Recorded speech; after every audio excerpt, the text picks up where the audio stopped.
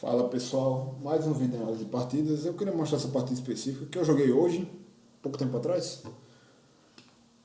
Foi uma partida que eu praticamente enrolei um GM na estratégia, eu não sei o que aconteceu nessa partida. Bom, vamos lá. Joguei uma siciliana, eu joguei E6, estou testando essa nova variante agora, de jogar E6 ao invés de E6. Jogou G3, D5. Permitiu que eu jogasse D5, aí aqui já não parece mais tanto uma siciliana. Eu joguei D4, cavalo C6, D3, E5, F4, bispo D6. Jogo normal. Aí aqui começa a palhaçada. Começa a minha palhaçada. Por quê? Olha a sequência de lances que eu fiz. Qualquer livro de estratégia me condenaria por isso, mas tem um porquê. É um plano duvidoso. Não apliquem esse plano. Eu não acho um dos melhores planos não, mas a ideia que eu tenho é bem específica. Joguei bispo G4 para jogar H3. Joguei bispo H5 para jogar G4. Joguei bispo G6 para jogar F5. Aí você vai me perguntar, por que porcaria tu deixou os peões do cara avançar tudinho? Para fechar a posição. Só para fechar a posição. Nessa posição aqui eu deixei o jogo do cara na ala do rei quase congelado. Então eu corri para a ala da dama. E foi isso que eu fiz. Aí quando ele jogou aqui, C3, eu disse, eu vou rocar mesmo. Se ele capturar o peão, eu capturo com o peão de E. E aqui é a brada do rei. Então, eu usei essa estrutura de peões contra ele mesmo. Aí aqui, por quê? Porque aqui eu liberei a diagonal para mim, os peões atrapalham ele, atrapalham o bispo dele, atrapalham os cavalos que não vão ter ponto de apoio, não tem como chegar rapidamente a D5, então... Jogou A3 aqui, qual a ideia de jogar A3? Para jogar B4. Aí jogou B4, eu capturei. E aqui eu fui pra loucura, né? Fui pra loucura de não tenho medo de posição aberta mesmo. Já tô acostumado a esse tipo de posição que eu tenho que defender rei exposto. Isso aqui é nada novo sobre o sol. Então, aqui ele sacrificou o peão de B4 para abrir a posição. Eu aceitei. Ele jogou bispo F4, joguei bispo D6 forçado. Aqui eu capturei de torre.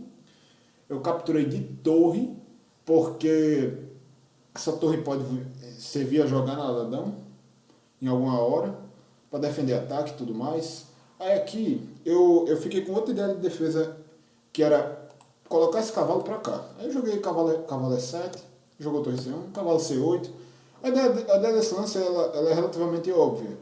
Eu sabia que uma hora esse cavalo ia ser cravado, esse cavalo vai ser pressionado, mas esse cavalo aqui é muito mais inacessível que esse. Então, eu garanto uma certa defesa final para o meu peão. E aqui ele capturou. E aqui cometeu um erro tático. Erro tático porque meu cavalo passa de cravado para peça que crava. Quem crava é a dama, mas ele participa na cravada porque ele sai de uma peça que está cravada para uma peça que vai ganhar uma peça cravada. Então, por que esse lance foi um erro tático? Porque, aparentemente, só tem uma peça atacando o cavalo dele. Aparentemente. Por quê? Porque só minha torre pode capturar esse cavalo. O meu cavalo não poderia porque minha dama está... Só que no momento que eu jogo dama D6, o cavalo que estava cravado, ele passa a poder capturar. Poder ele até pode, né, capturar, mas se capturar cai a dama, então não é lógico. Agora eu posso capturar com o cavalo, com a torre, com a dama. Então, quem antes tinha duas peças defendendo uma contra um ataque, agora tem duas peças defendendo contra três. E com o agravante de estar cravado, o que faz com que ele não tenha como defender a tempo. Não tem como defender a tempo por quê? Porque ele não tem como colocar uma peça que defenda esse cavalo. Ele não tem como colocar a torre C4 porque eu tenho meu bispo aqui. Então, naturalmente ele perdeu esse cavalo. Mas aí ele achou a solução menos custosa. O que ele fez? Ele capturou uma das peças que cravavam. Inteligente da parte dele. Foi a solução que causou o menor dano. Por quê? É melhor perder uma qualidade do que perder uma peça. Isso é óbvio. Então, ele jogou. Eu capturei de torre. Não ia capturar de peão. Não ia abrir ainda mais minha posição, que já estava completamente aberta. Aí aqui... eu mantenho a cravada, né? Jogou rei H1. Joguei torre F7, tem um motivo também. Eu fiquei em dúvida se eu jogava torre F7 ou torre D6. Mas para mim torre F7 parecia ser mais importante, porque eu poderia rapidamente destinar essa torre para cá, ou para qualquer canto. A torre aqui tem mais utilidade do que em D6. Aí quando jogou cavalo B5, que eu estava visualizando, eu digo, não, eu vou jogar torre B7 ou torre D6. Torre C7, torre D6, porque eu quero atrair o cara para jogar cavalo D5. Eu quero que o cara jogue cavalo B5. Joguei torre C7 justo por isso. Aí, cavalo C5, cavalo B5, bispo E8. Bispo E8, cravando uma das últimas peças dele aqui. Jogou cavalo D4, só que um A6 é fatal aqui. O que acontece? O que eu tenho a dizer dessa partida? É que não vale tudo por um ataque. Não vale tudo por um ataque. No xadrez é necessário você tomar muita decisão importante. E algumas dessas decisões são extremamente difíceis, quanto sacrificar peões, sacrificar peças para um ataque. E é nisso que eu consegui enrolar ele. Por quê? Porque ele sacrificou muito, ele sacrificou a priori, ele sacrificou um peão para o ataque, quando meus 3 peões controlavam praticamente toda a ala do rei, sendo que, apesar de 3 ilhas de peões, isso aqui estrategicamente é péssimo, mas em termos de dinamismo de jogo, isso aqui estava brilhante, porque deixei o jogo dele praticamente parado por um bom tempo. Então, aquela minha estratégia maluca de sair perdendo tempo com os bispos não foi à toa. Então, justamente por essa peculiaridade dessa posição que eu quis trazer ela para aqui pro canal, porque foi uma partida que eu achei realmente diferente, sabe? Do habitual que eu jogo, de vitórias. Diferente até mesmo de outras vitórias contra o GM. Não foi uma vitória muito. Não foi uma vitória por motivo tático, foi uma vitória mais por motivo misto dos dois, estratégia e tática.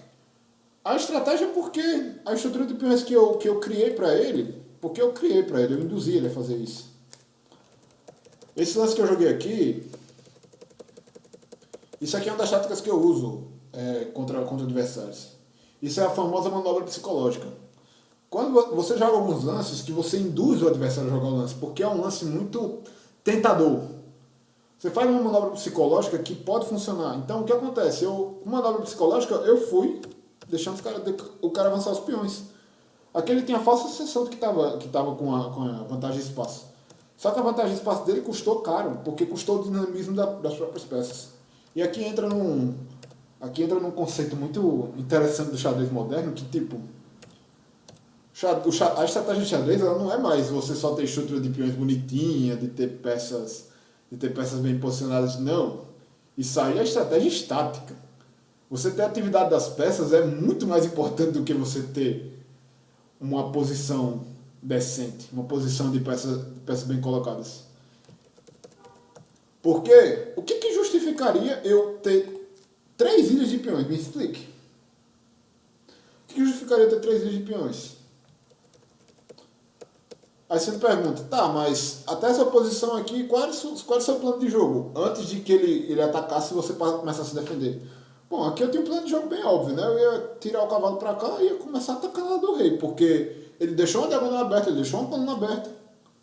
Tudo isso para perseguir um pobre bispo que nem teve utilidade tão grande nessa partida. Acontece que ele atacou, então eu tive que mudar meus planos, né? Acontece. E aqui, graças às 3 peças praticamente paradas dele, eu consegui jogar. E o mesmo erro do vídeo anterior, que o adversário de 2.700 que jogou comigo, esse famoso erro aqui que eu não entendo. Isso aqui é um erro de estratégia estático, na minha opinião. Para que vocês fazem fioquete e colocam um peão em E4? Vocês bloqueiam a própria ação do seu bispo. Isso para mim não faz o menor sentido. Tudo bem que tem ideias de que você possa capturar esse peão, ou então abrir a posição depois, só que à medida que o cara responde, quem está de pretas responde, Se, por exemplo, se o cara joga F4 querendo abrir a posição, eu vou jogar F6, é lógico, só porque eu já tinha jogado F6. E aqui, ficou claro que ele prendeu o bispo dele, porque aqui, olha a cadeia de peões, cara. A cadeia de peões aqui, todas nas casas brancas. Pra onde que ele vai com esse bispo? Ele matou o bispo dele. Ele matou o bispo dele e meus dois bispos jogavam. Esse bispo aqui não fez nada na partida porque não teve nada para fazer, mas ele controlou uma casa importantíssima, que foi a casa C4, que foi a casa que foi responsável por eu ganhar uma peça. Esse bispo aqui eu nem preciso dizer, né? Esse bispo aqui tá supremo aqui. Aí infelizmente eu tive que trocá-lo para evitar que minha dama morresse, mas é isso. Foi uma vitória construída aos poucos. Não foi uma vitória que veio da água pro vinho, não. Como uma tática. Uma mescla de erros estratégicos com oportunidades que eu tive nessa posição que me ajudaram. Nessa posição aqui, eu queria comentar também que eu não acho o B4 um erro estratégico. Nem o erro tático. Eu não acho que se você sacrificar essa posição... A questão aqui é o seguinte. A questão não é o erro estratégico, o erro tático de sacrificar B4. É o cara sacrificar B4 sem ter nenhuma peça para atacar. Você teria que, primeiro, ter peças aqui para jogar B4. Você fez um ataque prematuro. Isso aqui também é um erro estratégico. Acaba sendo um erro estratégico de qualquer forma. Fez um ataque prematuro, sem ter peça, que deu tempo de eu colocar minhas peças em defesa. Porque, outro princípio do xadrez... Quem tá atacando tem mais mobilidade que quem está defendendo. Então você tem a oportunidade de se mover muito mais rápido e criar muito mais ameaças. Aqui ele não teve tempo de criar nem sequer uma ameaça forte o suficiente para causar problemas. Então é isso. Foi uma partida bem jogada, a partida que eu joguei hoje. A única partida que eu joguei hoje, na real. E me mantém 2.500 a trancos e barrancos. E é isso, galera. Esse vídeo que eu queria mostrar hoje. Falou. Segundo vídeo do dia, na verdade. Eu vou postar todos os vídeos hoje de xadrez. E é isso. Falou.